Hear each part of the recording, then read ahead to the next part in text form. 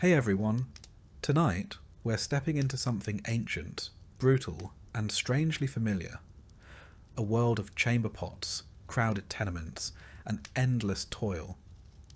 This isn't the Rome you've seen in glossy movies or marble museums. No emperors, no gladiator duels, just the daily grind of survival in a city built on the backs of people history forgot. So before we descend into the underbelly of the Roman Empire, take a second to like the video and subscribe. But only if you're into this kind of slow, gritty storytelling. And let me know in the comments, where are you watching from and what time is it for you? I love seeing how far this little sleep experiment travels. Alright, turn the lights down low. Maybe throw on a fan or get settled under the covers, because you're about to wake up in ancient Rome, and odds are you're not making it to nightfall. Congratulations! You've just woken up in ancient Rome, not in a palace, not in a marble villa surrounded by fountains and toga-clad servants feeding you grapes. No, you've landed where most people lived, where the plumbing is theoretical, the walls are one good fart away from collapse, and your upstairs neighbour is always stomping around like a gladiator on leg day. You're in an insula, the Roman version of an apartment building. Sounds promising, right? Maybe something with a courtyard, a bit of sunlight? Wrong. The Latin word insula literally means island, and that's the first clue that you are absolutely stranded. You're on the 4th floor, if you're lucky. Anything higher than that, and you're basically living in the rafters of a fire hazard. These buildings are made of brick, wood, and wishful thinking. They sway in the wind, lean against each other like drunk friends, and have an average structural integrity of a stale loaf of bread. And speaking of bread, don't even think about making toast. Open flames are banned because one bad cooking accident and the whole block goes up like a Saturnalia bonfire. Your room is about the size of a modern walk-in closet. There's a cot, term used generously, made of rope and straw, and a threadbare blanket that smells like every person who's ever used it before you. The walls are damp, stained, and close enough together that if you lie on your side, you can touch both without moving. You have no windows. Light filters in from a crack under the door, and from a hole someone accidentally punched through the roof with a broom handle 3 tenants ago. There's no privacy. You share this space with 2 other people, one of whom is coughing with such dramatic flair that you briefly wonder if you're living in a poorly written tragedy. Spoiler. It's not drama. It's probably tuberculosis.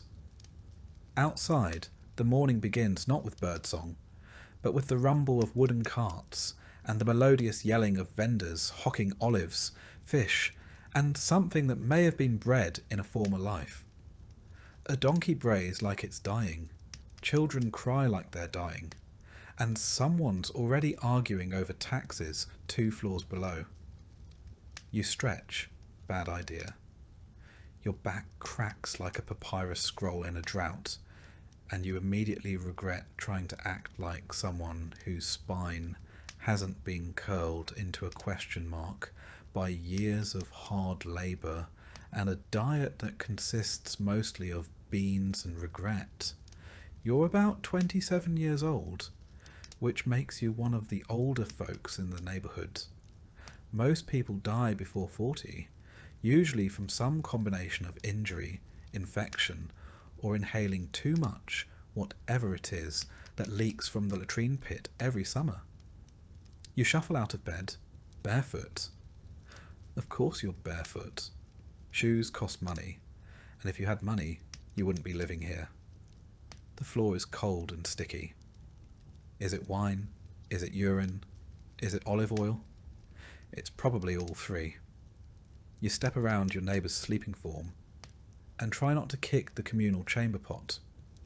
It's full. It's always full. Time to relieve yourself? Great, you've got options. Option 1, the aforementioned chamber pot, which will soon be dumped. Drum roll, please. Right out the window. There's a whole system to it.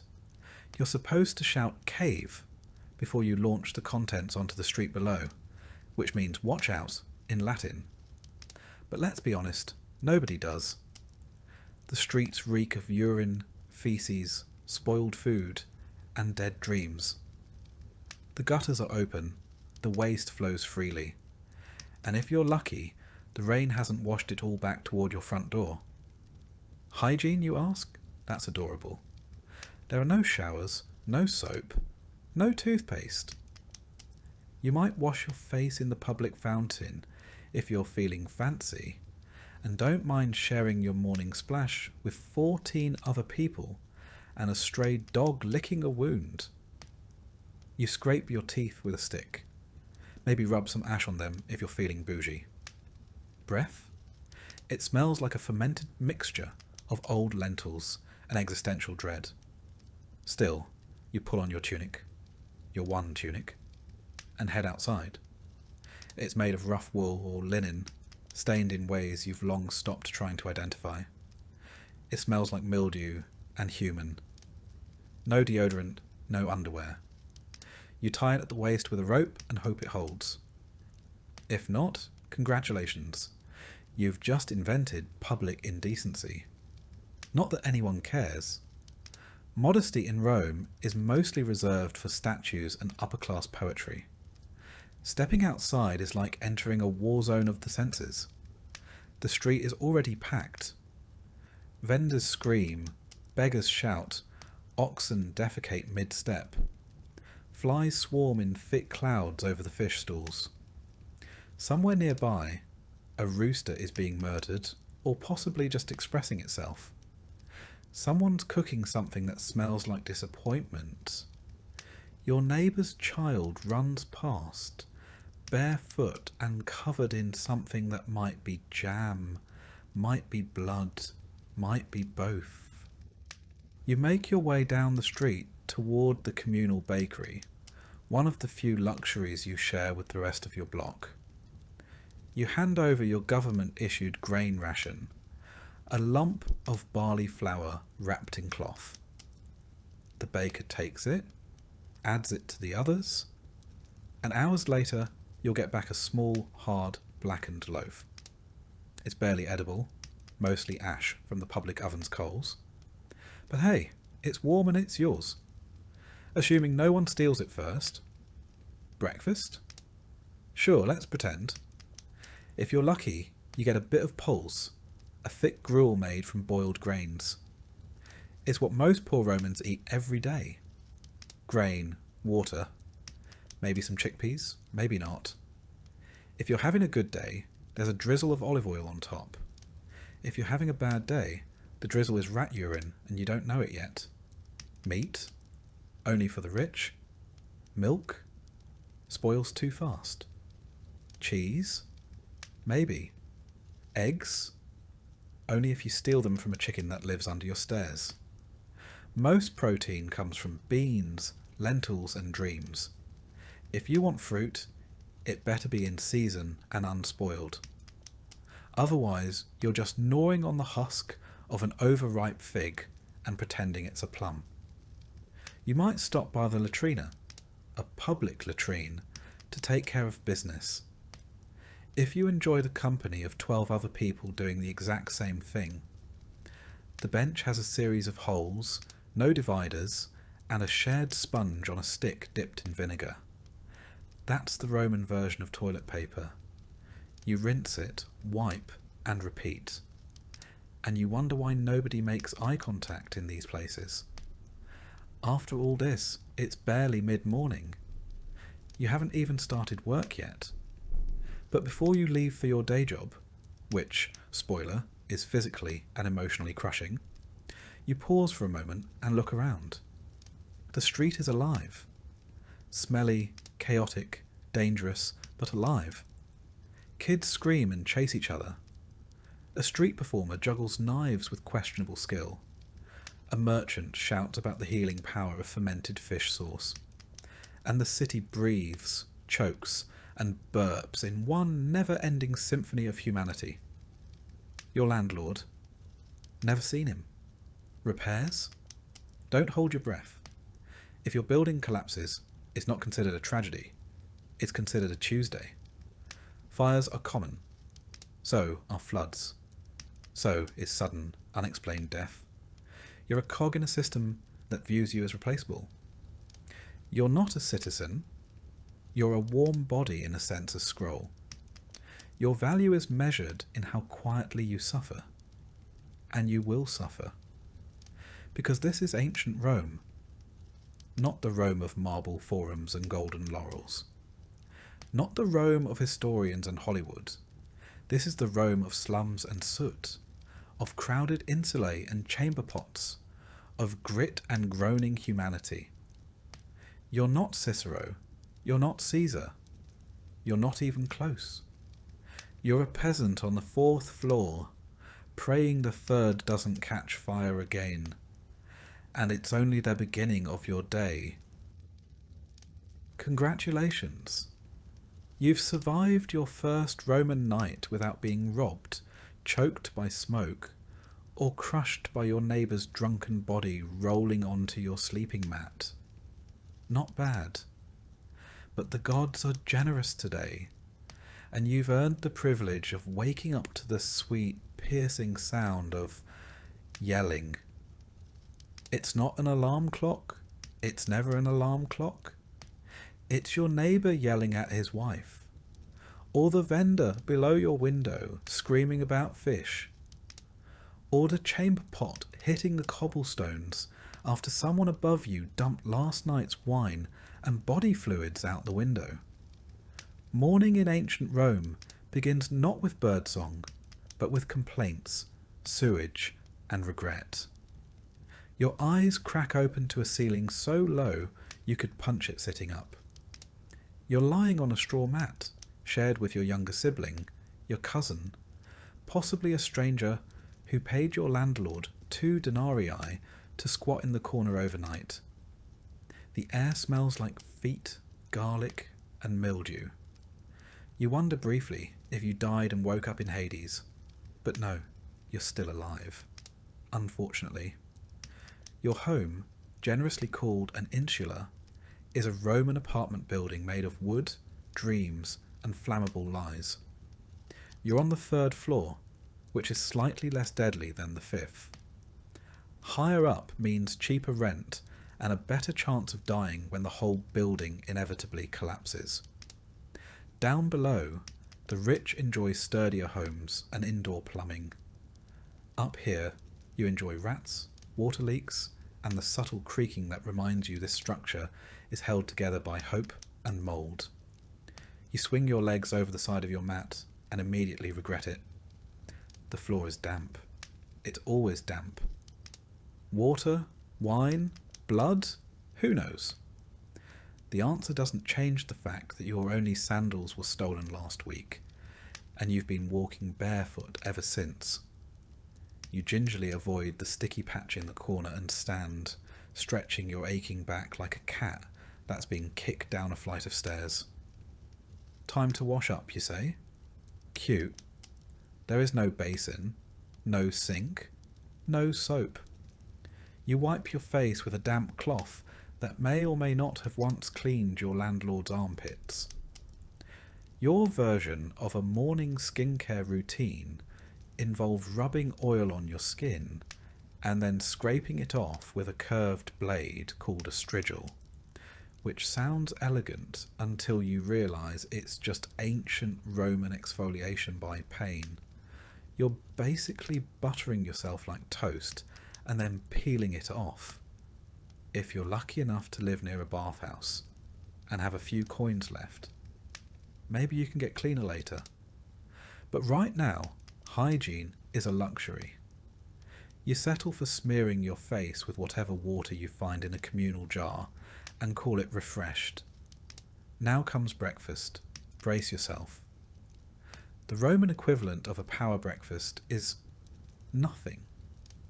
The morning meal is called ientaculum, which is Latin for don't get your hopes up. It usually consists of yesterday's bread, hard as marble, and lovingly stored in a mouse-infested clay pot overnight. You soften it by dipping it in watered-down wine, a drink that tastes like vinegar with trust issues. If you're feeling fancy, maybe you get some olives or a smear of garum, the famous Roman fermented fish sauce that smells like low tide and failure. It's Rome's favourite condiment, used on everything from meat to vegetables to moments of crushing despair. It's the ketchup of the ancient world, if ketchup were made from rotting mackerel. There's no coffee, no eggs, no fruit smoothie with collagen powder. Your breakfast has one job: prevent immediate death. It succeeds, barely. You chew in silence while your neighbours scream about something, probably taxes or bread rations.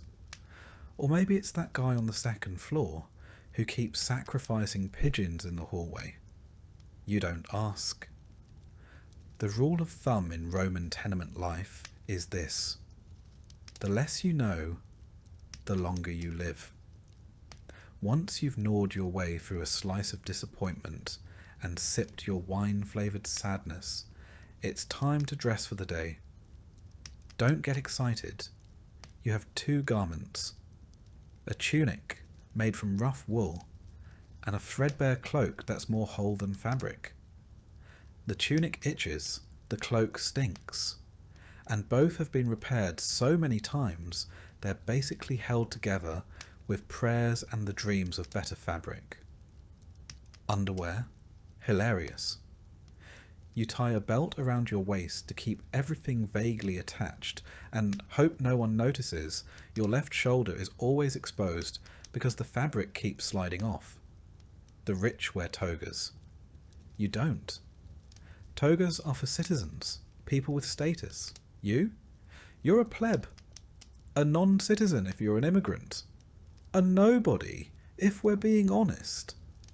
If you wear a toga, you're either delusional or planning to be arrested for impersonating someone with dignity. As you step outside, you're hit with the full sensory assault that is a Roman street. The noise is immediate. Vendors hawking their wares. Street musicians playing instruments no one asked for. Philosophers debating loudly. And someone somewhere is always screaming about cucumbers. It's chaos. Organised, smelly chaos. The streets themselves? Paved with stones and slick with everything. Animal waste, human waste. Mystery slop that no one wants to identify. Rome has sewers, yes, but they serve the rich neighbourhoods. Your street is self-cleaning, by which we mean rain occasionally washes the filth into someone else's neighbourhood. It's a system. You walk carefully, avoiding puddles and people. A cart barrels past you, pulled by donkeys and driven by a man who seems genuinely angry that pedestrians exist. There are no sidewalks, there are no traffic laws. There is only instinct, prayer, and the faint hope that the gods are paying attention. You pass temples where people line up to offer sacrifices. Flowers, coins, small animals, or the occasional desperate plea. You don't have anything to give, so you nod awkwardly at Jupiter's statue and keep moving. He probably wasn't listening anyway. If you're headed to work, and most likely you are, congratulations. That means you didn't starve to death yesterday. Work in ancient Rome is not fulfilling. It is not purpose-driven. It is survival in a tunic. You might be a labourer, hauling bricks or mixing mortar for one of the emperor's new vanity projects. Or maybe you're a porter, carrying goods up and down stairs in a building with no structural integrity. You might be a street cleaner, a fish seller, a potter, or worse, a public latrine attendant, paid in pity and bronze coins to sweep filth off marble and pretend your soul isn't slowly escaping through your nostrils. The hours are long, the pay is miserable, and your boss might beat you for fun. If you're a slave, you don't even get paid. You just work. And if you complain, you're whipped. If you collapse, you're replaced. If you die, well, someone else gets your blanket. Midday approaches, and the sun is brutal. Rome's climate is hot, sticky, and utterly unbothered by your suffering. There's no air conditioning, no shade unless you cling to a building's shadow like a sweaty ghost. Your tunic sticks to your skin. Your sandals, if you have them, slap against the stones with every exhausted step. And if you don't, your feet are slowly becoming part of the pavement. Lunch? It's called prandium, and if you're lucky, it's more bread. Maybe a bit of cheese. Maybe dried fruit or a boiled egg if your employer had a good gambling night. You eat sitting on a step, watching richer Romans being carried around in litters like mobile royalty. You chew, and you try not to think about how you're probably consuming sand and rodent hair. As the day wears on, the smells intensify. The streets reek of sweat, garbage, and garum. You pass a bakery and inhale deeply, the scent of fresh bread temporarily tricking your brain into thinking life is worth it. Then you remember bread is taxed, and your landlord raised rent again, and your water jar cracked last night, and your cousin is still sick with whatever plague is currently fashionable. You keep walking, you keep surviving, because in ancient Rome, that's the entire point. And finally, after hours of back-breaking labour, social humiliation, and a mild sunstroke, you make your way home. You ascend the stairs of your insula carefully, because the staircase is made of splintered wood and shame. One misstep, and you're joining the spirits of the fifth-floor tenants who fell last week. You reach your door. You enter. It's dark, cramped, and smells like boiling cabbage, even though you don't have any cabbage. Someone is already asleep in your corner. You don't ask who they are. You just lie down next to them and close your eyes, hoping you don't dream about the bucket. And with that, your Roman morning ends. Was it glorious? Was it dignified? Absolutely not. But you survived. And in ancient Rome, that counts for something. Tomorrow you get to do it all again. You've survived your first Roman night in the insula. Barely. Sleep came in waves, interrupted by creaking floorboards above, shouting neighbours, the distant rumble of wagons, and an itching sensation on your leg that you'd rather not investigate. You're hungry now. Not the kind of hunger that inspires a brunch outing or a carefully measured protein shake. This is more primal, heavier. Your body wants fuel. But this is ancient Rome, and you're poor. So, what you're about to experience isn't breakfast. It's survival. The Romans didn't believe in breakfast as a significant meal, not in the way we do. They had a word for it. Ientaculum. A small, early meal typically consumed by those who had to work long days. For the rich, it might consist of bread dipped in wine, cheese, olives, or even a bit of fruit. But you're not rich. You're a plebeian, one of thousands crammed into the belly of the city, eking out a life in the shadow of Rome's grandeur. For someone of your station, ientaculum is more of a formality than a feast. Maybe a crust of coarse bread, dry and unevenly baked. This bread is likely a leftover from the day before, or the day before that. Made from barley or spelt, grain types considered suitable for the lower classes. It's dense, dark, and has the mouthfeel of something chipped from a wall.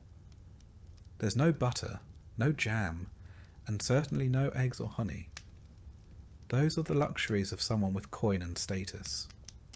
What you might have, if luck has smiled upon you, is a bit of pulse. Pulse is the quintessential Roman peasant food. A porridge made from farro, emmer, or barley. It's cooked with water and occasionally seasoned with a drizzle of oil or the faintest hint of herbs, assuming you have any. It's not pleasant exactly. It doesn't nourish so much as it fills. A heavy, steaming paste that sits in the stomach like an anchor.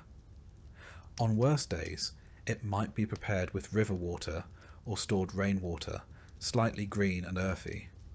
You eat it quickly. Slowly just gives your brain time to realise it tastes like boiled dampness. And yet, this is your fuel. Pulse, maybe a bit of bread, and water. If you're lucky, you've managed to secure some posca, a common drink among the poor and the military. It's made by mixing vinegar with water, sometimes infused with herbs if available. It sounds unpleasant, and it is, but it's far safer than drinking untreated water straight from a public fountain or cistern. The acidity of the vinegar kills bacteria and masks the taste of unclean sources. It's sour and sharp, but it does the job. The public fountains of Rome flow constantly, fed by those legendary aqueducts. But that doesn't mean the water's clean where you live. Rome's water system was advanced, yes, but only until it reached the labyrinthine lower districts. There, the water quality depended heavily on the maintenance of lead pipes and the cleanliness of the castella, the distribution tanks feeding your block. And maintenance wasn't always a priority in neighbourhoods like yours.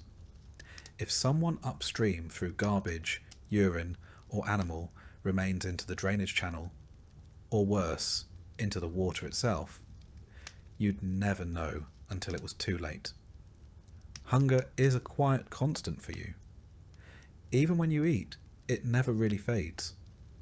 Food is expensive, and most of your earnings go toward rent, taxes, or staying on the good side of your local patronus. So you ration what little you have. You learn to chew slowly, savouring every bite like it's a luxury. There's no variety. You eat what's available, and more often than not, that means you eat the same thing every day. Meat? Almost never. The occasional salted fish, usually garum-cured scraps, or sardines so pungent they could double as weapons. Meat is reserved for the upper classes, for religious festivals, or as part of a soldier's rations. If you do get your hands on some, it's offal. Organ meat, bones, things the rich don't want. You don't waste a single scrap.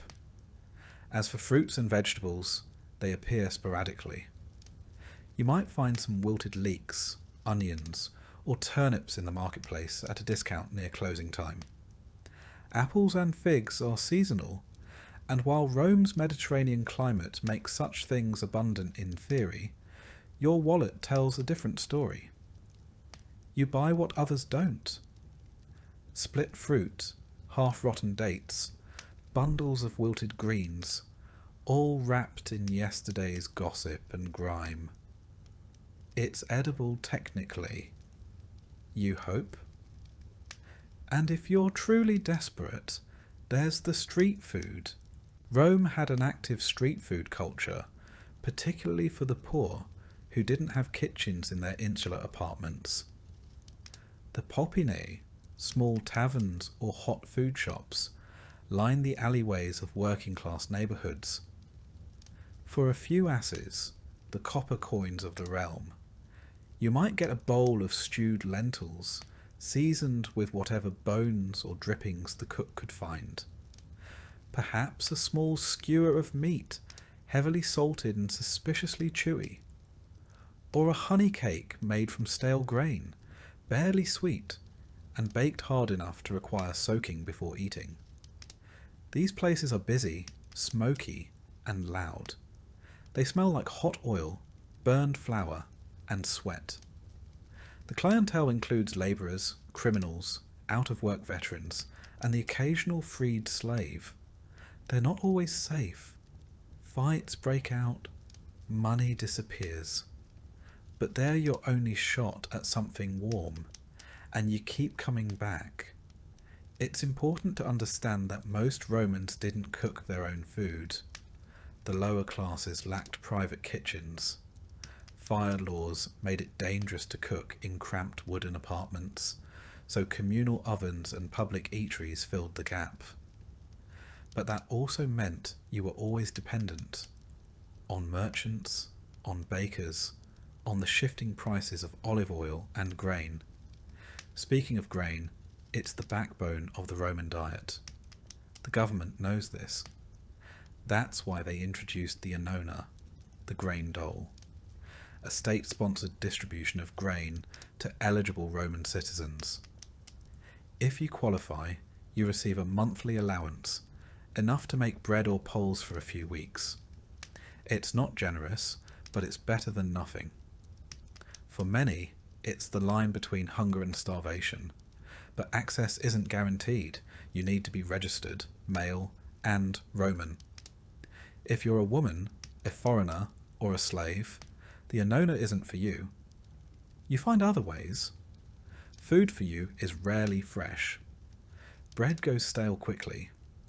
Pools clings to the bottom of pots long after it should have been scrubbed out. What you consumed today was cooked yesterday, or last week. Spoilage is common. Flies are constant. But waste is unthinkable.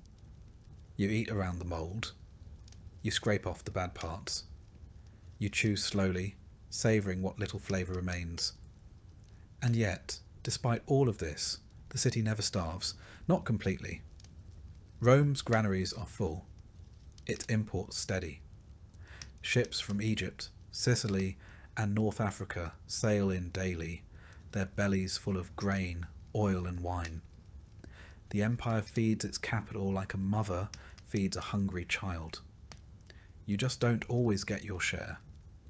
If you're a slave or a freedman in service, your meals depend on your master's whim. You might get stew, bread, or leftovers from the main table. Or you might go hungry until someone remembers you exist. If you're a day labourer, your meal breaks are dictated by your work. Dig ditches, haul stones, build baths, and maybe, at mid-morning, you get 10 minutes to gnaw a piece of dried fig, or drink from a shared cup. And let's not forget feast days. Not because you're invited to the banquet, but because it's the one time the rich throw scraps to the streets. Religious festivals sometimes include public offerings, distributions of food or coin, perhaps a roasted pig, or a platter of bread and fish for the masses. It's not kindness, it's politics. But you take what you can get.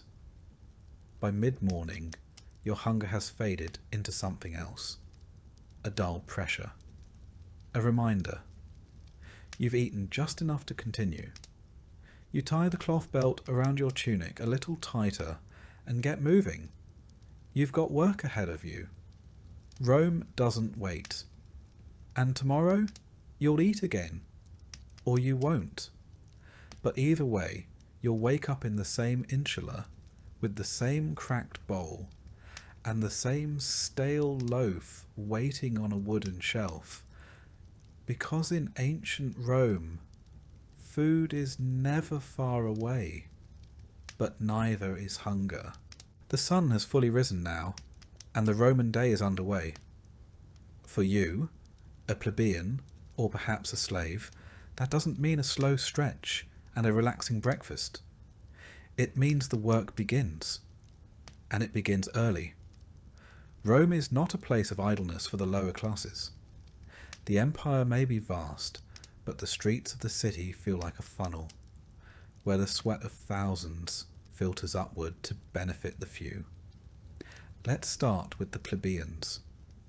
Not the poorest of the poor, but far from comfort. Most plebeians in the city work trades, manual labourers, builders, bakers, water carriers, cobblers, street sellers. If you're skilled, maybe you're a stone cutter, or you've secured a spot in one of the Roman guilds, the collegia. But for most, you're expendable muscle. Hired for the day, paid by the hour, if you're lucky. You don't have a fixed schedule. You have a need. A relentless, gnawing one. You work because not working means not eating. You wake before dawn, grab what counts for breakfast, maybe a crust of bread or a spoonful of barley mush, and head out to find work.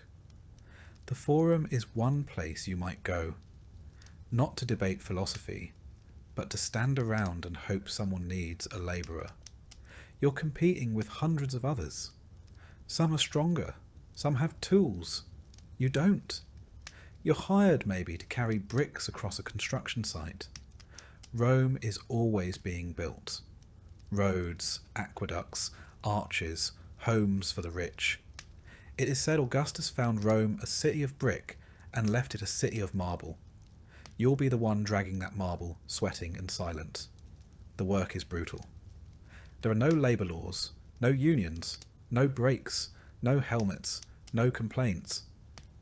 If you fall off a scaffold, you're not given aid. You're given a nod and a shove to the side so the next man can take your place. You don't ask questions. You don't slow down. The overseer watches with a stick in hand, and he doesn't carry it for decoration. If you're not lucky enough to find a builder's job, maybe you end up in the tanneries. The smell hits you long before you reach the vats. Animal skins, soaked in urine and dung to soften them, fermenting in the sun. You'll spend your day knee-deep in a mixture that would make a modern sewage worker gag. Gloves don't exist. You stir with your bare hands. The stench clings to you long after you leave. And worse, it becomes normal. Still, you persist. Because if you don't earn a few copper coins today, you won't be eating tomorrow. Your rent on that insular apartment, your crumbling, rat-ridden fire trap, is due every few days. Miss a payment and you're out. No notice, no mercy. The landlord has 5 men waiting to take your place. But perhaps you're not a plebeian. Perhaps you're a slave. Life, somehow, is harder still. Because now you don't even get the satisfaction of wages. Your body is labour, and your labour belongs to someone else.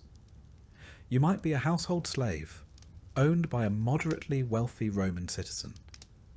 If so, your work starts before sunrise. You're fetching water, cleaning floors, preparing meals you'll never taste. Maybe you're young and educated, assigned to tutor the children or read aloud to your master. It sounds better. It isn't. One mistake and you're beaten. If the master's wife is displeased, you're sold. There are no protections. No court to hear your case. You are property, like the stove or the sandals. Or you're a field slave outside the city, toiling in the vast latifundia, those enormous agricultural estates that feed Rome's grain-hungry stomach.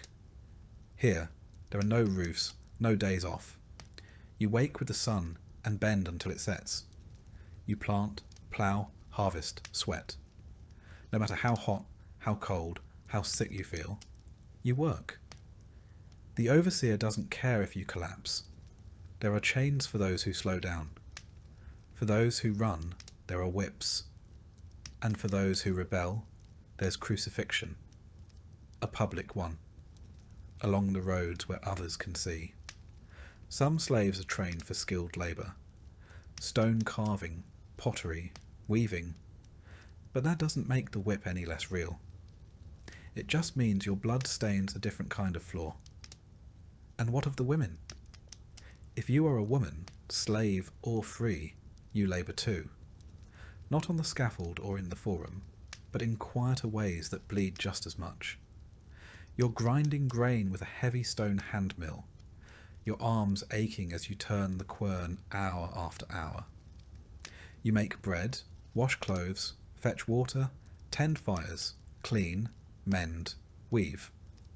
If you're poor, you might also sell small goods in the street or offer your services as a wet nurse or a midwife. In desperate cases, you might sell yourself. Prostitution is legal in Rome, taxed even. It is not a profession of glamour. It is survival. There are no toilets in your insula, no kitchens. So you make do in the alleyways or public spaces. Fires are frequent, the stairs collapse. Your children are not safe. Not from hunger, not from illness, not from the building itself. Life expectancy is low. Infant mortality is high. Your child's best chance is to survive to 5. Feds, there are no toilets in your insula, no kitchens. So you make do in the alleyways or public spaces. Fires are frequent, the stairs collapse. Your children are not safe. Not from hunger, not from illness, not from the building itself. Life expectancy is low. Infant mortality is high. Your child's best chance is to survive to 5. After that, it's still a coin toss. And yet, Rome moves on. The senators debate. The aristocrats drink wine on shaded terraces. Their banquets are filled with stuffed dormice and honeyed dates. Below them, unseen, you sweat, bleed, and endure. Your work is invisible but indispensable. The aqueducts flow, the grain ships arrive, the streets are swept because of people like you. Sometimes the monotony is broken, not for a festival or a feast, but for something worse, a fire, a collapse, a riot. Rome is a tinderbox of labour and inequality. The gap between the rich and poor isn't just wide, it's weaponised. If a fire starts in your insula, the ladders don't reach the top. There are no fire escapes. You carry your children, your pots, your life on your back, and hope the flames stop before your floor is reached. Or maybe you're caught in a food riot. The grain dole is late, the bread is mouldy, the people are hungry. You crowd the forum, shouting with the others, demanding your portion. The guards arrive, batons, shields, blood in the streets. You are dispersed, not heard. And then there's disease. Filth lines the alleys, latrines overflow. The Tiber, your drinking source, is also a sewer. You wash clothes in it, you bathe in it, you drink from it. Parasites thrive. Illness spreads. You know the signs. A fever, the chills. A child coughing in the night. There is no doctor. No apothecary for your kind. Only rest, prayers and hope. And hope rarely comes. But still you work. Because if you stop, even for a day, the city forgets you. The empire forgets you. And hunger remembers you very, very quickly. This is what it means to work in ancient Rome. Not to build wealth, or rise in rank, or find fulfillment, but to survive, to endure, to hope that perhaps your children will have slightly fewer blisters on their hands than you did. It is not glamorous. It is not heroic. It is labour at its most brutal, its most thankless. The empire was not built by emperors. It was built on the backs of men, women and children who worked until they broke and then were replaced. Now, as the midday sun climbs overhead, your tasks are only half done. There is still cleaning, cooking, tending to the hearth, carrying water, hauling waste, your stomach growls, your fingers cramp, your feet blister inside sandals that barely hold together, and no one is coming to relieve you. Not today, not tomorrow. Welcome to the workday in ancient Rome. You wouldn't last a single one. Congratulations. You've made it past the market, survived the street toilets, and managed not to get mugged for your shoes, if you were even lucky enough to have shoes. But now comes the real challenge: going home. Or, more accurately, climbing into the creaking, overcrowded, highly flammable tinderbox that you are expected to call home, your insula. You live in an insula not because you chose it, but because you're poor. And in ancient Rome, poor people don't have houses, they have layers. Multi-story apartment buildings, packed so tightly that sunlight is more rumour than reality. Your insula is 6, maybe 7 stories tall. Illegal technically, but so is half the city. And bribes are as Roman as togas. It's built of wood, clay, and wishful thinking, leaning slightly to one side as if preparing to collapse out of sheer exhaustion. You climb the stairs. Slowly, carefully. Because elevators haven't been invented yet, and the building sways when someone sneezes on the second floor. The higher you go, the worse it gets. Wealthier residents stay on the lower floors. Better ventilation, easier access, and a lower probability of dying in a fall. You, on the other hand, are up near the roof, where the air is thin, the ceilings are low, and the rats have built a local economy. There are no private rooms, no insulation, and definitely no plumbing. Just a single room shared with your family, your livestock, and any opportunistic creatures that wander in through the cracks. The walls are made of mud brick, and your door doesn't quite close. But hey, you have a curtain. Luxury. And what about fire safety, you ask? Good question. Fire is your most constant, faithful threat, because every home needs fire to cook, to light, to warm. But there's no chimney, no ventilation, and no fire code.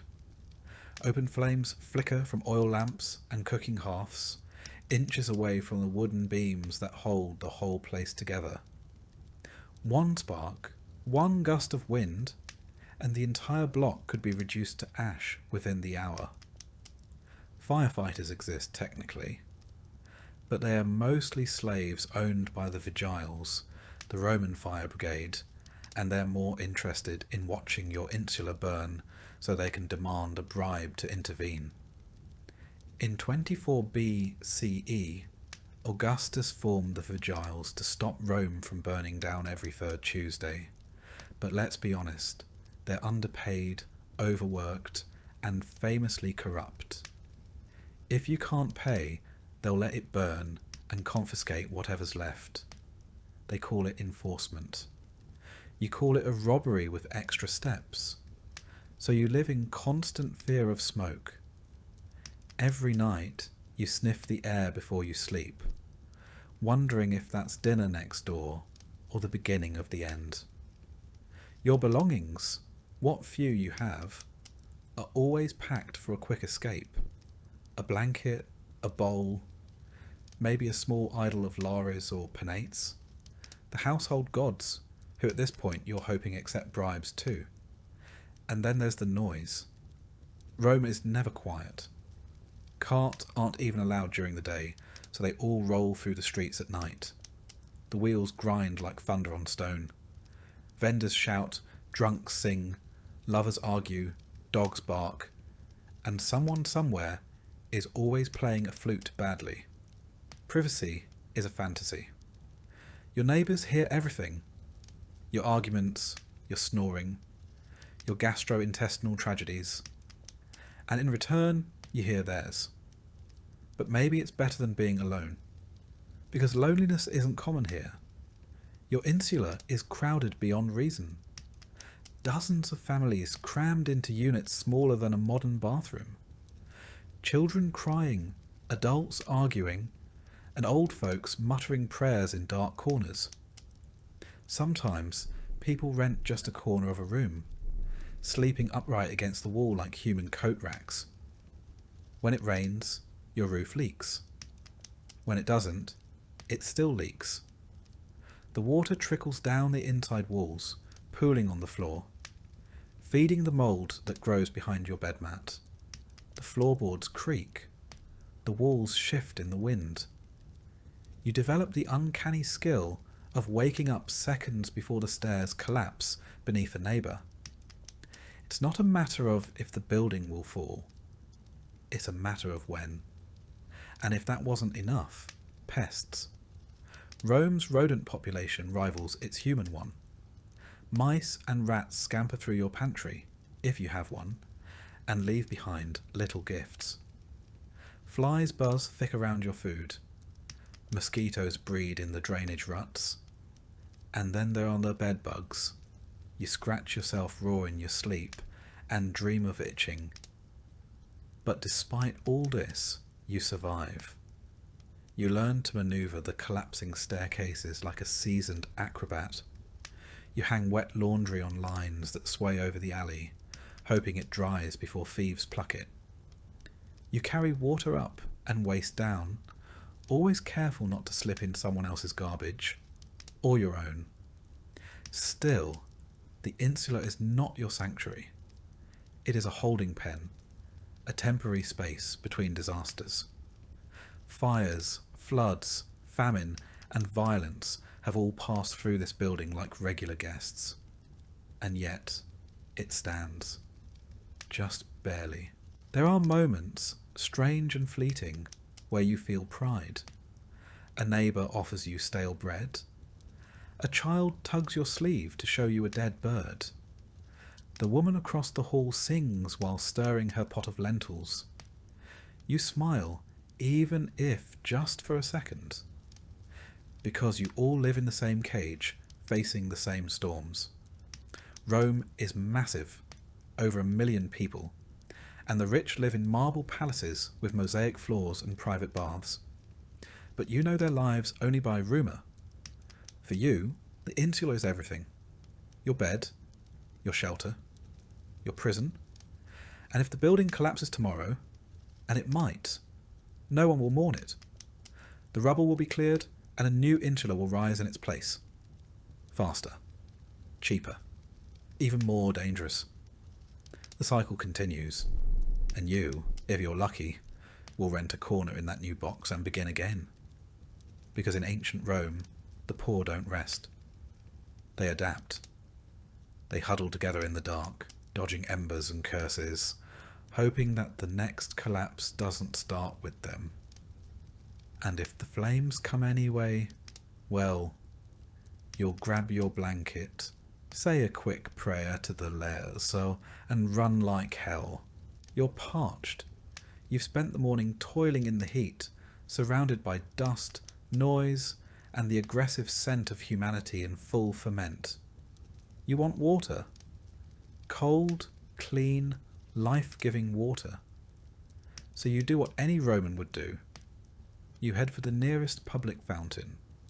Because in ancient Rome, you don't just turn a faucet and get crisp hydration. You rely on a sprawling, complex, and dangerously vulnerable infrastructure of aqueducts, cisterns, and communal outlets.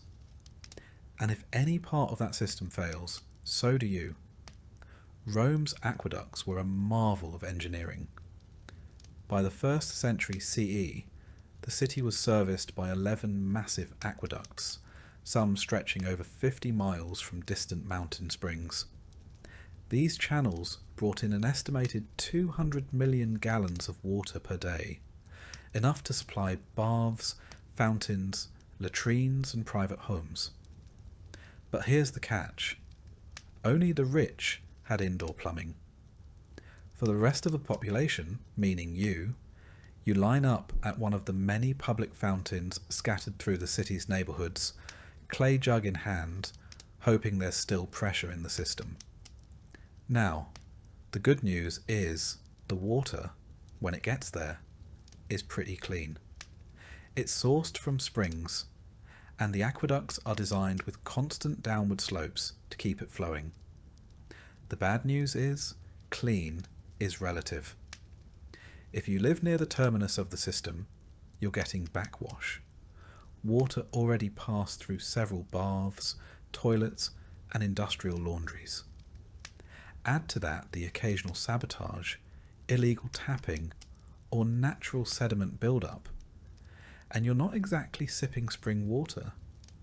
More like tepid mineral soup with a hint of lead, because yes, many pipes are made of lead. Not that the Romans understood the long-term neurological effects, but if your thoughts start feeling fuzzy and your coordination's off, don't blame the gods, blame the plumbing. And if you think that's bad, just wait until nature calls. Most Romans didn't have private toilets. Apartment dwellers, like you in your top floor insula, use pots, buckets, or chamber pots. When full, the contents are dumped out the window or into the nearest gutter. Yes, the famed Roman sewer system, the Cloaca Maxima, still runs through the city like an underground lifeline. But most waste doesn't make it that far. It sits in the street, baking in the sun, mixing with animal droppings, and slowly forming a biological miasma strong enough to peel paint off a fresco. And if you're wondering why shoes are so important in Rome, that's your answer. You're not walking on stones. You're walking on yesterday's dinner in its final form. There are public latrines, of course, and if you're lucky or desperate, you can pay a small fee to use one. These are long stone benches with holes carved in them, positioned over flowing water channels. There's no partition, no door, just a row of strangers making eye contact while trying to pretend nothing awkward is happening. You sit shoulder to shoulder with a retired centurion and a 12-year-old olive vendor, all contributing to the same stream of civic solidarity. The Romans believed in shared experiences. This was one of them. Toilet paper? Not a thing. Instead, you use a tessorium, a communal sponge on a stick, kept in a bucket of vinegar water. It's exactly as horrifying as it sounds. You hope the guy before you had good hygiene. He didn't. Nobody does. You wipe, you stand up, you wash your hands if there's water nearby, and then you move on. Probably to the nearest bathhouse, which, thankfully, is where things get slightly better. The Roman bathhouse is part spa, part gym, part social network, and part biological experiment. There are over 800 public bath complexes in Rome by the time the empire is in full swing. Some are grand like the baths of Caracalla or Diocletian, where marble columns soar above mosaic floors.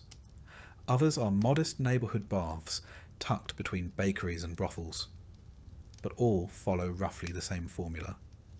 A changing room, apoditerium, a warm room, tepidarium, a hot room, caldarium, and a cold plunge, frigidarium. You strip down, deposit your clothes, good luck if they're still there when you get back, and start sweating your soul out in the heat. The caldarium is stifling.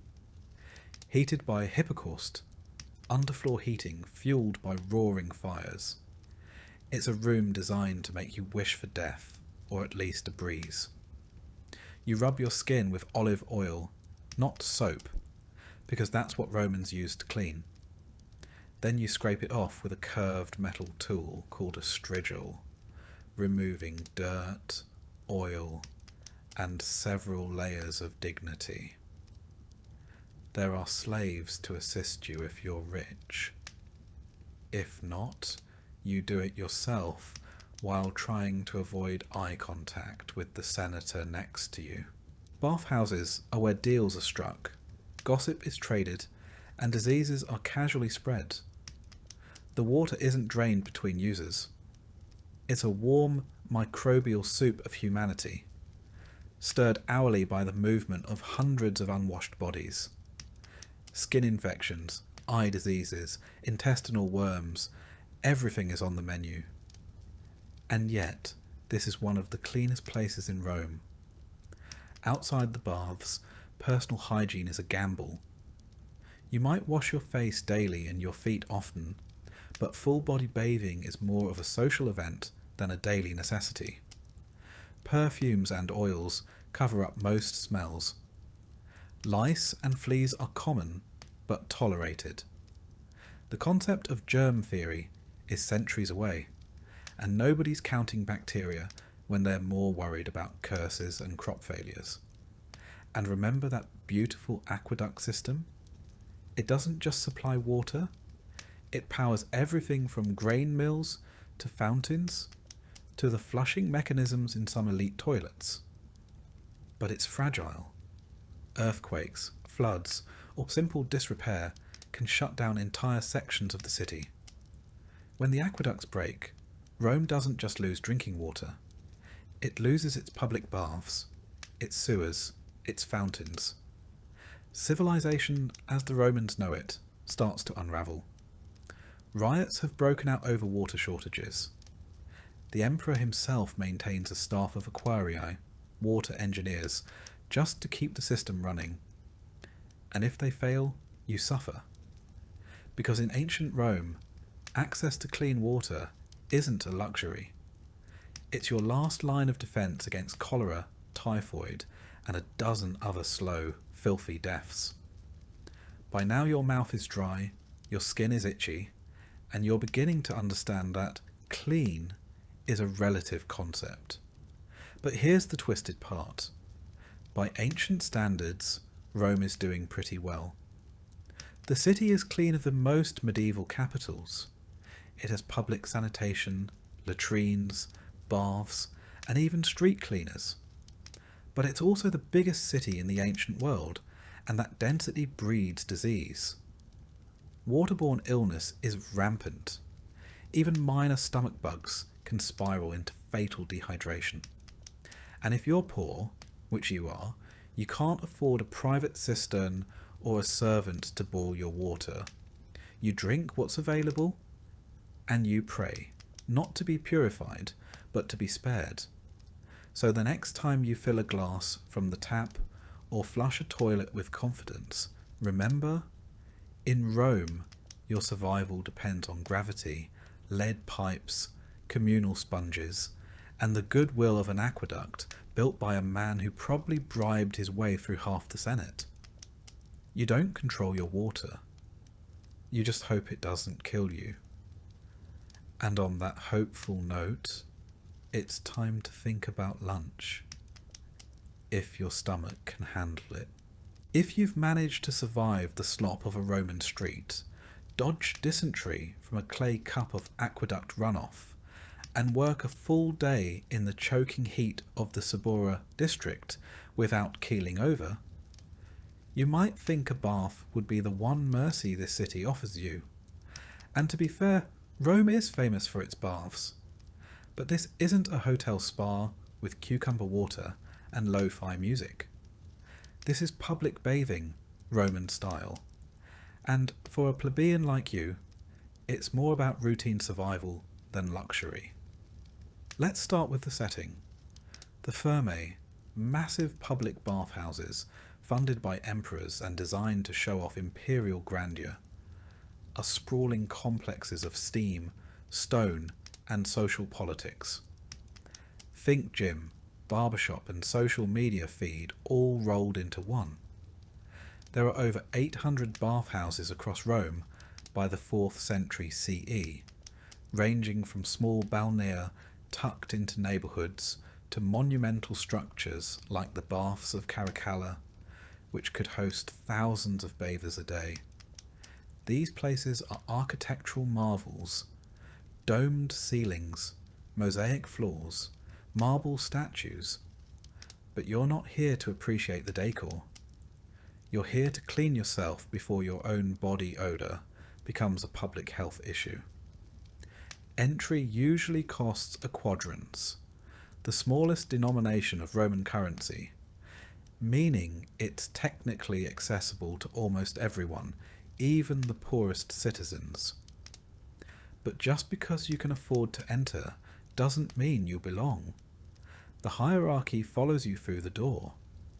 Senators and equestrians recline in the hot pools and gossip in the tepidarium while slaves like you scrub themselves with worn-out strigils in a corner, hoping no one important notices you tracking in street filth. The bathing process follows a predictable pattern. First, the apoditerium, or changing room. There are no private lockers. If you don't have a slave to guard your tunic and sandals, someone might walk off with them. Clothes are often stolen here, especially from the lower classes, and the clothes watchers, mostly enslaved boys, are often in on the thefts. Lose your clothing, and you might be walking home barefoot, wrapped in shame and public laughter. Next is the palaestra, the exercise yard. Yes, before bathing, Romans like to work up a sweat. You'll see men wrestling, lifting weights made of stone, or flinging javelins across the field. Some even box, Roman style, with metal-studded gloves called cestus. For the lower classes, this isn't just sport. It's a place to prove physical worth. But you're not here to make friends. You run a few laps, feign a squat or two, and head straight for the baths. Your muscles are too sore from hauling amphorae all morning. Inside the baths, you'll move from the cold frigidarium to the warm tepidarium, and finally to the blistering coldarium, where steam clings to the air and your skin. There's no soap. Instead, Romans coat themselves in olive oil, then scrape it off with a curved bronze tool called a strigil, taking dirt and sweat with it. If you're lucky, someone will help you. A friend, or more likely, another labourer just trying to speed things along. There's no privacy. You're naked among dozens of others, and the sounds of laughter, gossip, and grunts echo off the marble walls. This place is noisy, crowded, and hot. The air smells like a cocktail of oil, sweat, and mildew. Beneath the mosaic floors, fires rage in the Hippocos system, an ingenious heating network that uses raised floors and smoke tunnels to pump warmth into the caldarium. Slaves tend these fires all day, shoveling wood in suffocating rooms with no light and no fresh air. Some die from the heat, but their deaths make the marble hot to the touch, the cost of Roman cleanliness. The water is changed only occasionally, and filtration is a concept centuries away. You're bathing in a soup of skin cells, hair, oil, and whatever else floated off the last 100 bathers. People relieve themselves in corners. If someone bleeds during a rough shave, or gets a nosebleed from the heat, that's just another addition to the communal brew. But in a city where fresh water is a gamble, and soap is a luxury, this is the best you'll get. And this isn't just hygiene, it's civic ritual. Here, the bathhouse is where news spreads. Someone whispers that the emperor was spotted in disguise at the theatre. Another boasts about his recent winnings at the ludus. A freedman offers political bribes in the tepidarium, while a prostitute waits in the hallway outside, pretending to be a masseuse. For the poor, this is also a rare space where you're not fully excluded. Rich and poor alike sweat together. For a few minutes, you share the same steam as men who rule provinces. But there's a danger here too. Bodies pressed together in humid air make perfect breeding grounds for illness. The plague of Cyprian, which will one day ravage the empire, spreads partly through bathhouses. Skin diseases, infections, lice, and fevers thrive here. The stone benches are often slick with something unidentifiable, and a misstep can send you slipping face first into a tile pool lined with strangers. If you're injured, tough luck. The medicus in the corner knows less about sanitation than a modern child. Once you've scraped yourself clean and suffered the caldarium, you move on to the final step, the massage and oil rub-down. Again, if you can afford it. Most plebeians skip this, but let's say today is payday and you indulge. A low-ranking attendant slavers you in another round of olive oil, rubbing your limbs with rough hands and muttering in Greek or Aramaic. The oil stings the cracks on your skin, the cuts from the field, and the raw patch you got last week from walking barefoot. You smile through it. The pain is worth the brief illusion of luxury. Afterward, you dry off with a scrap of wool. Linen is expensive. And return to your street clothes, now damp with sweat. You check the hooks in the apoditerium. Miraculously, your tunic is still there. You step outside, blinking against the sun. You're clean, sort of. But the streets are still thick with dust, dung, and the smell of salted fish. Within 5 minutes, you're sweating again. Dirt clings to your sandals. A child vomits near your foot. The bath was never meant to last. Bathing in ancient Rome is not about cleanliness, the way we think of it today. It's about participation.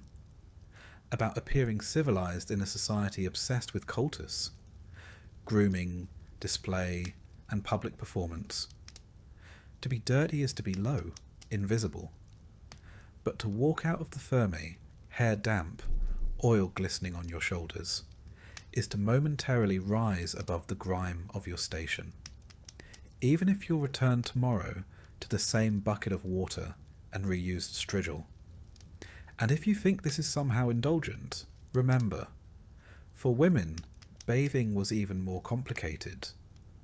Separate hours or entire buildings were set aside, and while some enjoyed similar routines, many were kept at home, bathing with rainwater in cramped quarters. For enslaved women, bathing was sometimes done publicly by force, under the scrutiny of leering men or cruel mistresses. For the wealthy, a balneum, a private bath inside their villa, ensured you never had to mix with the masses. Heated by personal hippocaust, scented with imported oils from Arabia or Egypt, attended by silent slaves. But for the rest of Rome, the labourers, the couriers, the bakers, the sewer cleaners, the public bathhouse was a place of renewal, exhaustion, gossip, and risk. You went not to be healed, but to maintain the appearance of being human in a city that treats humanity like a fleeting luxury. The bath was not an escape. It was a pause from the heat, the stink, the fear, and the endless labour. It was a few minutes of semi-clean respite before stepping back into the furnace of Roman life. And with that fleeting relief, you head back out onto the cobbled road. Your feet still ache. Your skin is raw. And tomorrow, if you're lucky, you'll do it all again. Let's talk about Roman food. Not the banquets of emperors reclining on silk cushions with figs dripping in honey and servants fanning them with peacock feathers.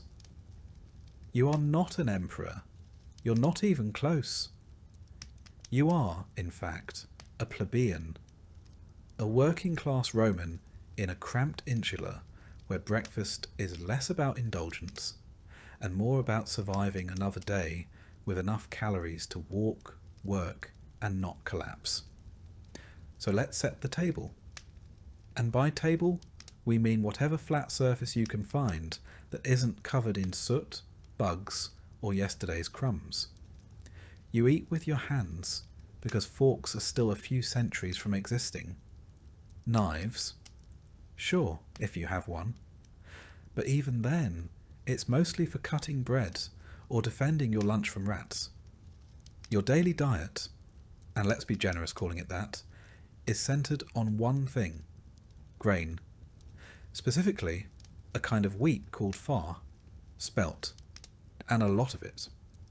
You eat it boiled into poles, a porridge as bland as it sounds. Think of it as the ancient Roman version of oatmeal, only without sugar, milk, or any flavour at all. If you're lucky, it's salted. If you're really lucky, it has bits of onion or a drizzle of fish sauce, known as garum, to liven things up. That's right, fermented fish innards. It was the ketchup of the ancient world. It smelled like rot and seawater, and they poured it on everything. Bread, when you can get it, is dense, coarse, and made from stone ground flour that might contain trace amounts of actual stone. Dental care isn't exactly booming right now, so every bite is a gamble between hunger and chipping a tooth. But bread is sustenance, and if you're a labourer or dock worker, it's essential. Rome even instituted a grain dole, annona, to distribute grain to the poor. Without it, many urban citizens would simply starve. If you're on the list, you get your rations. If not, well, you'd better hope you have a skill, a patron, or a very forgiving neighbour. As for vegetables, they're seasonal and mostly whatever grows nearby. Cabbage, lentils, chickpeas, leeks, the basics. None of it is particularly glamorous, but it keeps scurvy at bay. You might stew them into something vaguely edible if you have olive oil or herbs, but again, you're not dining in the villa of a senator. You're working with what you can afford from the forum stalls or grow in cracked pots on the rooftop. And don't expect variety. You eat the same things over and over, day after day, until famine comes, and then you don't eat at all. Meat? That's not for people like you. It's expensive. When it does enter your life, it's likely from religious festivals, public feasts, or offcuts scavenged from butchers. More often than not, it's organ meat, boiled liver, intestines, trotters, lungs, the parts the wealthy don't want. You learn to chew fast and swallow faster. Spoilage is always a concern. There's no refrigeration, and what passes for fresh is heavily reliant on how tolerant your stomach is. If you live near the Tiber, the smell from the open-air markets might turn you vegetarian by necessity. Let's talk about the market, the macellum. It's loud, chaotic, and covered in flies. Meat hangs from hooks. Slabs of salted pork and strips of dried fish curl in the sun. Vendors shout, dogs bark, beggars loiter, and pickpockets glide through crowds like ghosts. You can buy fish, fruit, wine, beans, nuts, or eggs, if you can afford them. Everything is haggled for, weighed on crooked scales, and bagged in baskets or cloths you bring yourself. Your coin pouch, tied tight beneath your tunic, thumps nervously with every transaction. One bad purchase and you don't eat tomorrow. Water, like everything else, is complicated. Rome is famous for its aqueducts, but the water doesn't always make it to the poor. You might have access to a public fountain where the water is cleanish, or you might be drawing from a well near the latrines where it's not. To be safe, many Romans, including children, drink diluted wine. Not to get drunk, but because alcohol kills germs better than wishful thinking. A mix of water and cheap wine, called posca, is the hydration of the masses. It tastes like vinegar and hope. Now about those days when food runs out. Famine is never far. A bad harvest in Egypt, a delay in grain shipments, or a corrupt official skimming off the top, and the city's food supply collapses. Bread prices triple. Riots break out. People storm bakeries, loot warehouses, and sometimes lynch the bakers. The emperor is expected to intervene. If he doesn't, he risks becoming lunch himself. Politically, if not literally. During famine, you survive on scraps, mouldy crusts, spoiled olives, stale beans, weeds from the roadside. You might boil bark or grind acorns. Pets vanish. The rats get smart. The pigeons disappear. People eat things they shouldn't. And when the plague follows the famine, as it often does, hunger turns to disease. Starvation weakens the body, and Rome's many illnesses move in like uninvited guests. There's another layer to all this. Class. Because while you're trying to stretch a hunk of rye bread for 2 days, the elite are feasting. In the villas of the Palatine Hill, couches line banquet halls. Slaves serve platters of roasted dormice, honey-glazed songbirds, oysters, figs, and dates soaked in wine. They sip from silver goblets.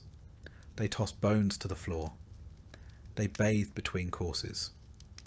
For them, food is a performance. For you, it's a necessity that never stretches far enough. Even in death, food tells the truth.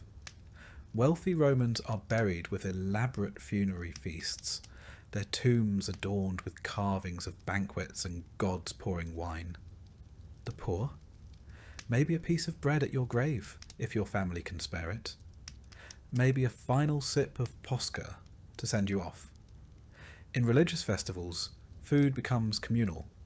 Saturnalia, for instance, when masters serve slaves and everyone feasts together. But those days are rare and mostly symbolic. For the rest of the year, the lines are clear. Who eats well and who begs? Let's not forget storage and spoilage.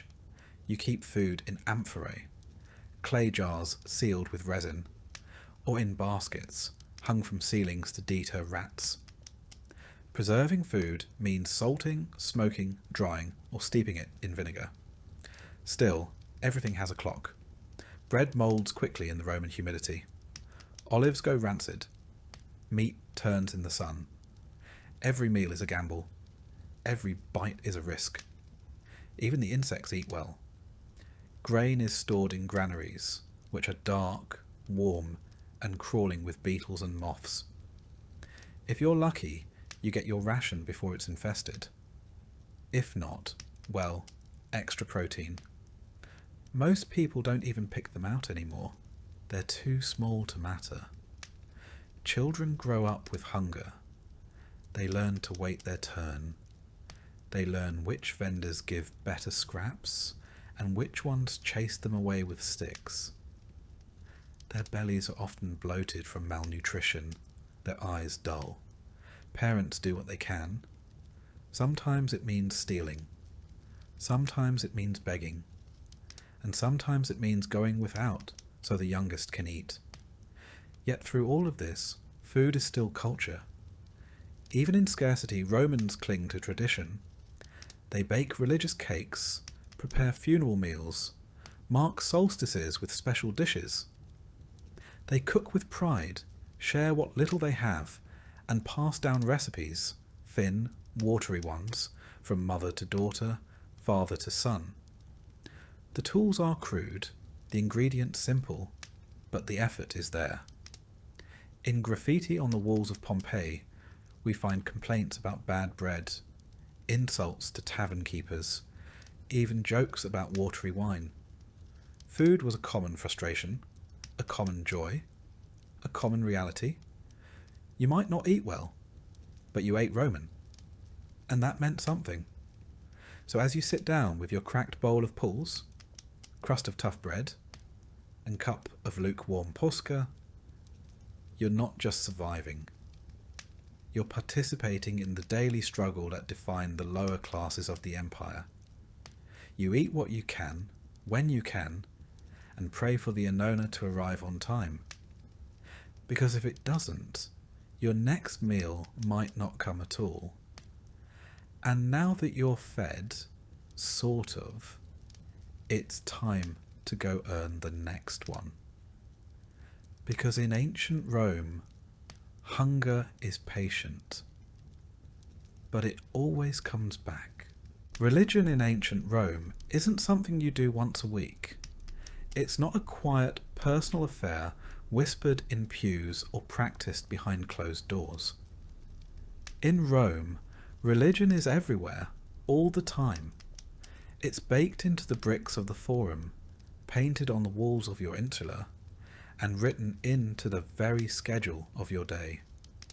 You don't choose to participate. You live inside it, and it watches you like the state, because in many ways it is the state. You wake before dawn, and already the gods are in your thoughts. Before stepping outside, you mutter a quick offering to the household spirits, the lares and penates. These are the guardians of your hearth and pantry, the invisible figures that ensure your home doesn't fall apart. There's no food left to burn for them this morning, just a crumb of dried bread and a half-hearted gesture of thanks. But it's the thought that counts. Sort of. You know the stories. Neglect the household gods, and your family could suffer illness, injury, or general misfortune. It doesn't matter if you believe it. Enough bad luck strung together starts to feel like divine punishment, and soon you're scrubbing the floor and lighting incense to try to win back their favour. Outside, the street is already alive with sounds. Hawkers bark from market stalls, children dart between columns, and smoke rises in lazy curls from tiny shrines at the corners. These aren't just decorative. These are altars. Small, open-faced boxes are holding flickering lamps, burnt offerings, and the thick scent of sacrificed animal fat. You pass them on your way to work. Maybe bow slightly, maybe don't. Someone always notices. Piety is social currency in Rome. Fail to observe the right rites, and your neighbours won't just talk. They might accuse. The Roman pantheon is crowded. Jupiter rules the skies with thunder and ego. Juno watches over marriage, whether it's miserable or not. Mars is the god of war and masculinity, and Vesta keeps the sacred flame of Rome burning. A job so important that her priestesses, the Vestal virgins, are chosen as children and punished by death if they break their vows. That's the world you live in, one where virginity, fire, and political stability are all bound in a single thread, and where the divine is never more than a few footsteps away. Religion isn't optional, it's calendarized. Over 100 official festival days a year. Lupercalia, where half-naked men chase women through the streets in the name of fertility. Saturnalia, where slaves and masters switch roles for a day in a wild, upside-down mockery of freedom. And then there are the Consualia, Vinalia, Robigalia, and more. Festivals to crops, harvests, rain, sun, and even mildew. Yes, mildew. Because in Rome, every natural force has a name, a temple, and a priest. You, as a poor plebeian or freedman, can't afford expensive sacrifices. But the elite can, and they make sure you know it.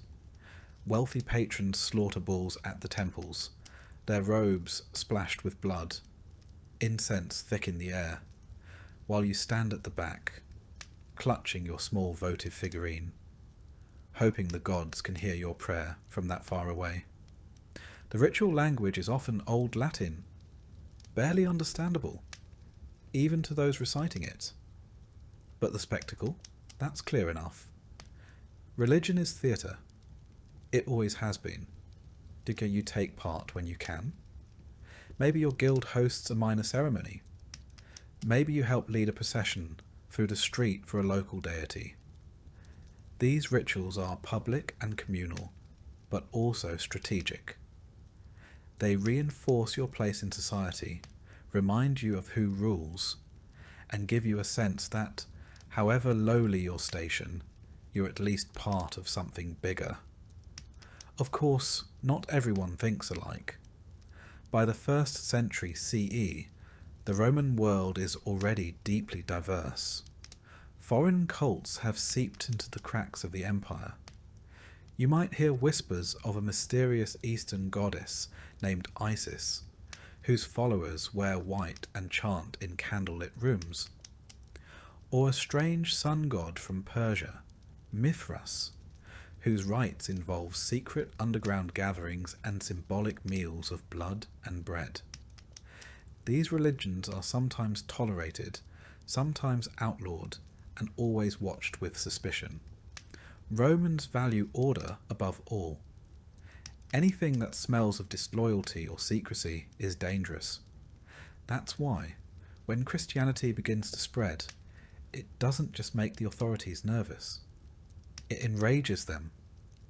A religion without sacrifices? A god without a face? A group that refuses to honour Jupiter or Caesar? That's not just impious, that's treasonous. But you, in this moment, probably don't think about Christianity. It's still a strange foreign sect on the fringes of Roman cities.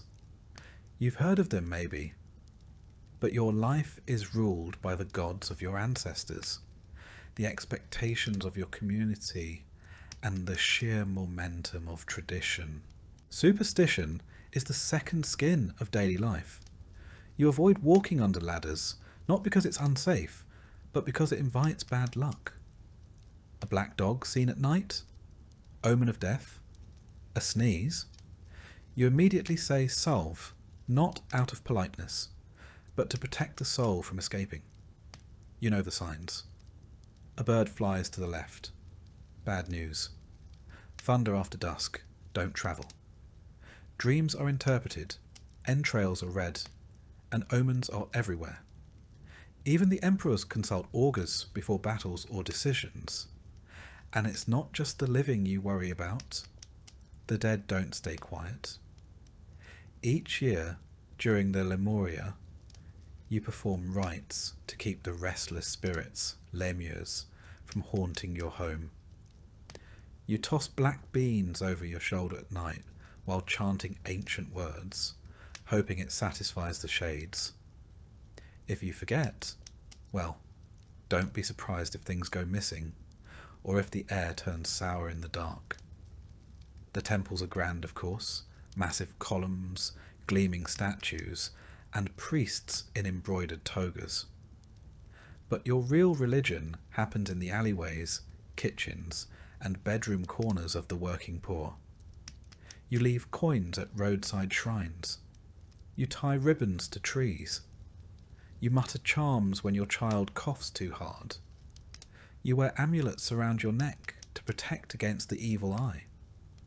A mosaic on your doorstep might feature a dog, or a phallus, or both to ward off danger. To a modern viewer, all this might seem superstitious or quaint, but to you, it's life or death. Without antibiotics, germ theory, or psychology, you turn to the gods for explanation. Why did the fire start? Why did your baby die in the night? Why did the grain spoil in storage? The gods are fickle. You didn't do enough. You forgot an offering. You used the wrong words. Someone in your building insulted Mercury, and now everyone pays the price. And yet, despite all this, religion gives you meaning. A structure. A rhythm. A way to understand the chaos. When your child is born, you present it to the genius of the family. When you marry, you light the ceremonial torch and bind hands with sacred ribbons. When someone dies, you mourn for the prescribed number of days, burn their possessions, and whisper their name until your throat goes hoarse. Because in Rome, remembering the dead is how you keep them alive. To be forgotten is the true death. That's why inscriptions fill the walls of tombs and columbaria, names carved into stone so that someone, anyone, might remember them.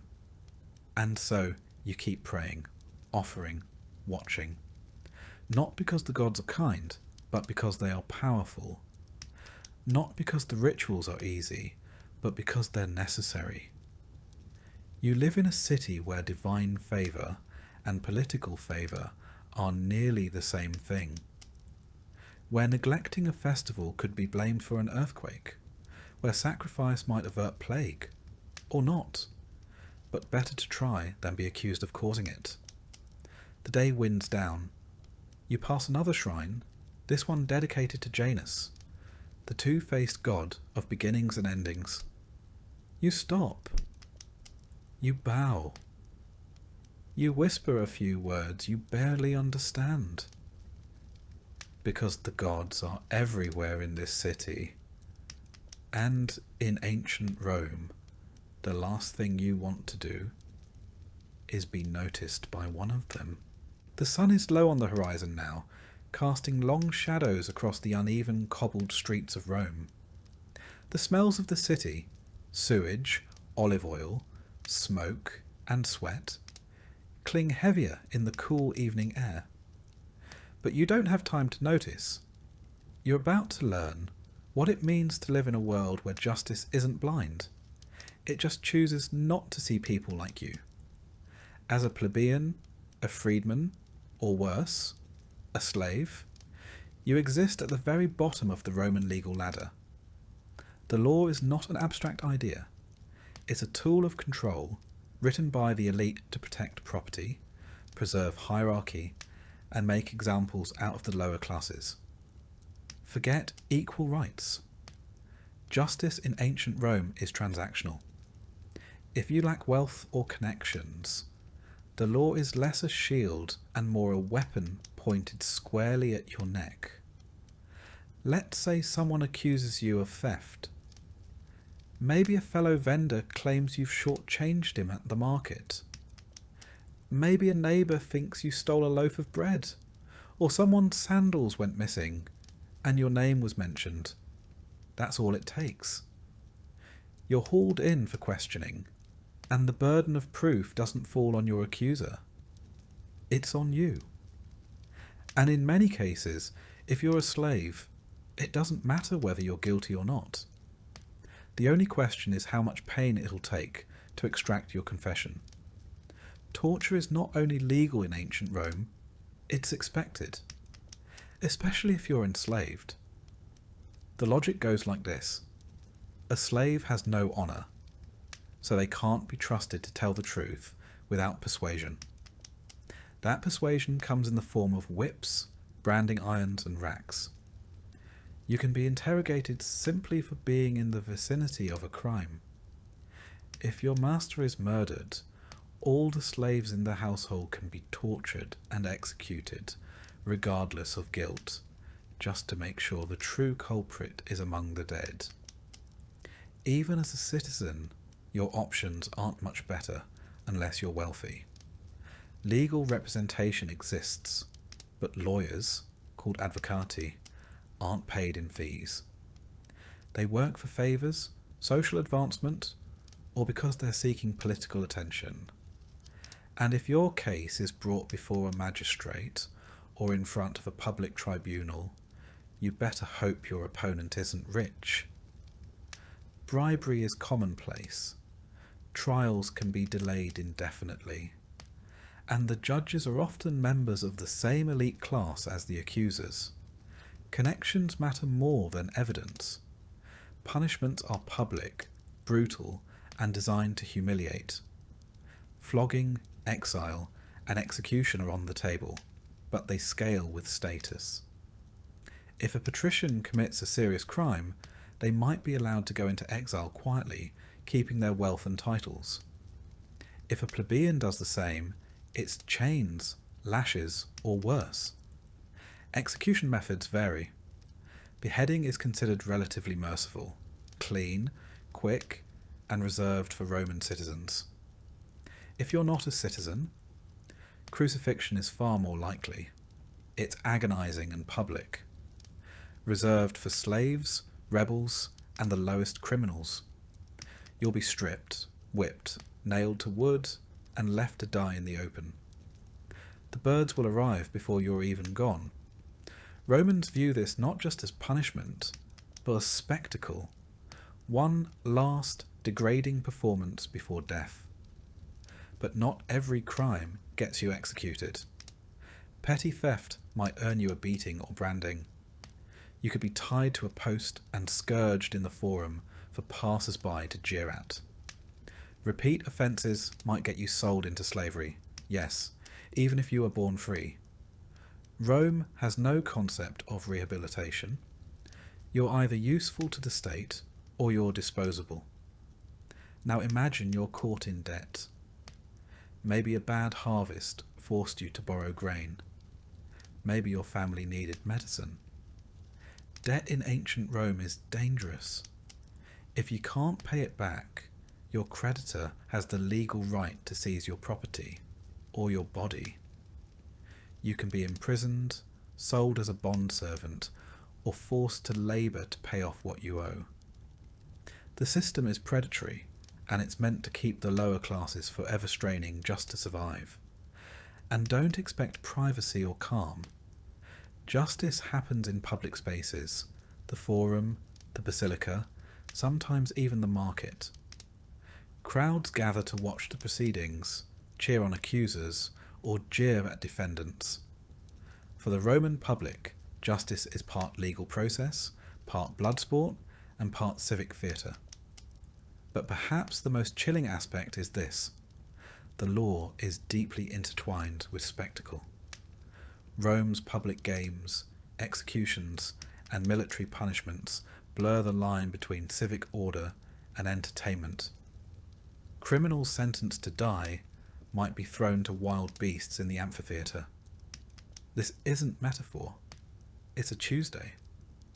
A prisoner convicted of treason or theft could be chained and released into the Colosseum, unarmed, to be mauled by lions, leopards, or bears to the delight of thousands of spectators.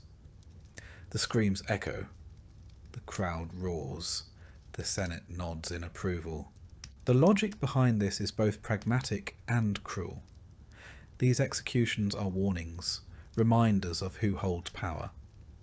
And if they happen to distract the public from grain shortages, political scandal, or border unrest, all the better. For Roman women, the law offers even less protection. A husband can legally kill his wife if she's caught in adultery. A father can disown or execute his child under patria potestas, the absolute power of the male head of household.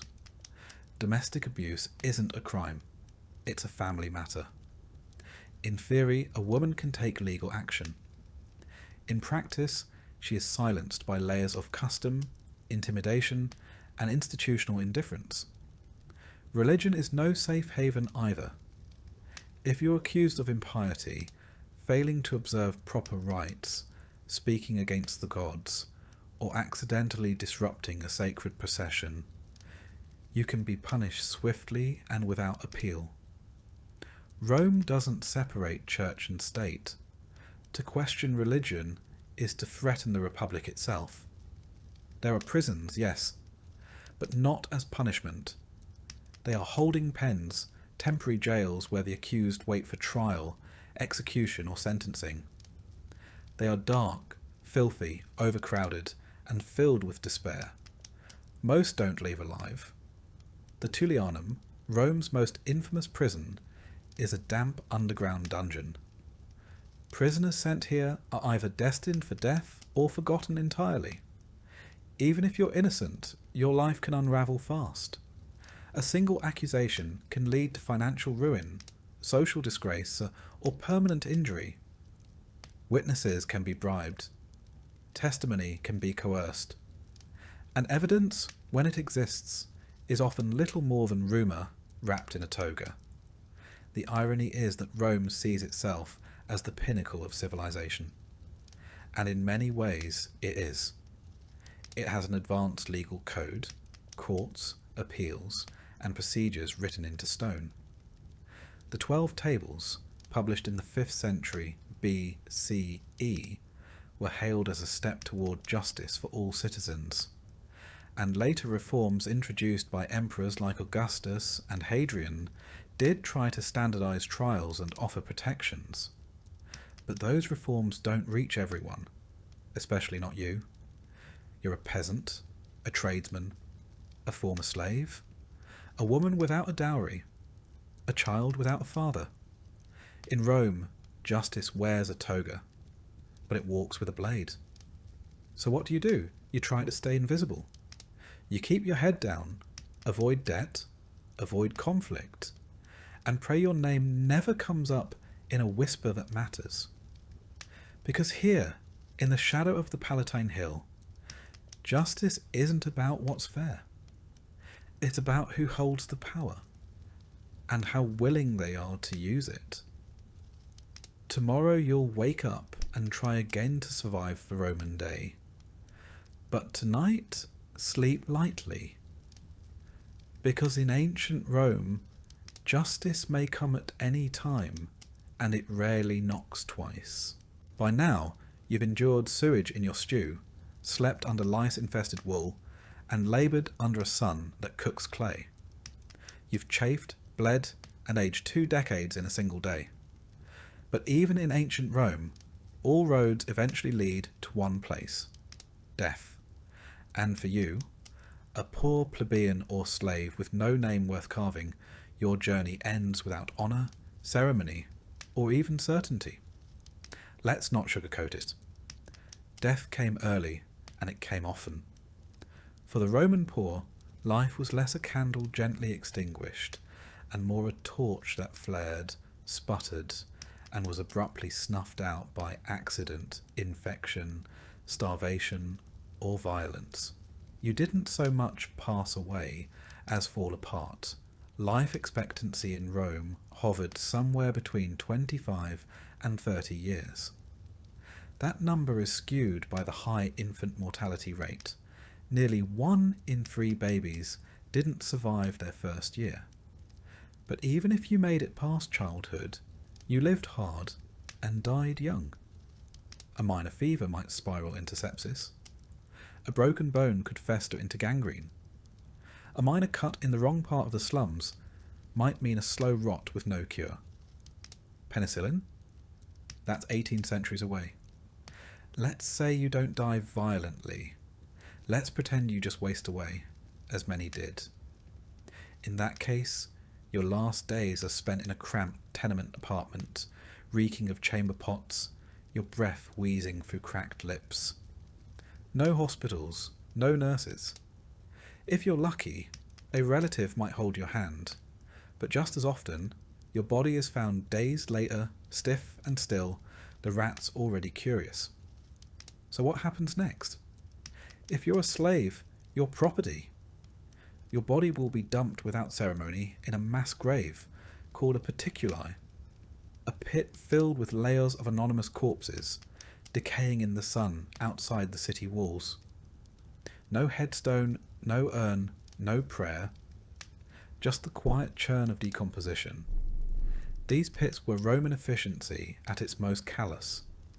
Hundreds of corpses dumped, covered in lime to mask the stench, then forgotten.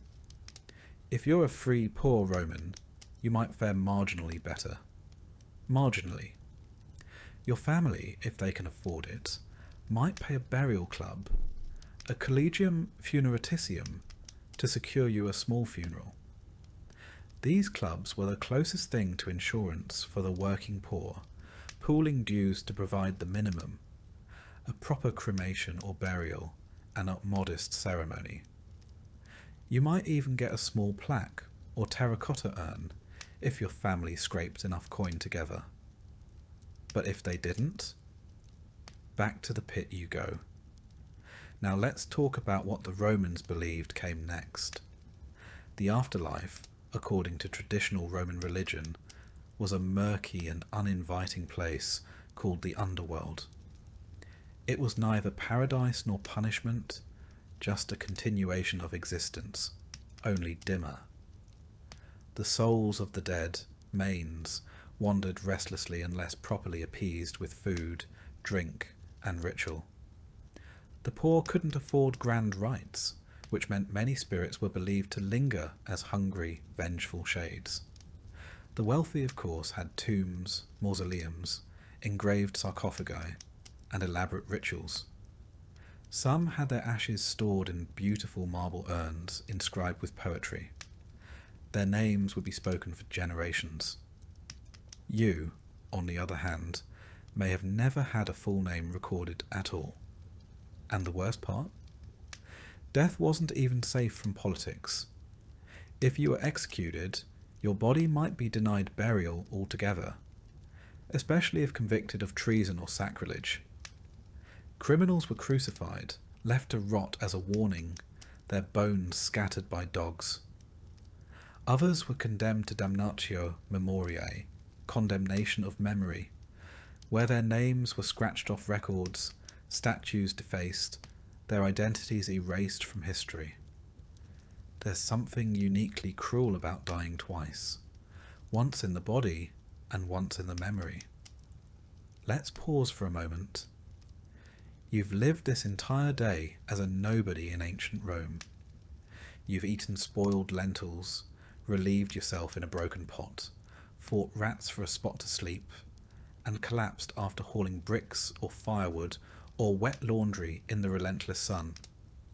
And now, after all that, your death is quiet, unrecorded, and statistically expected. It would be easy to end the story here in silence, buried beneath a mound of others just like you.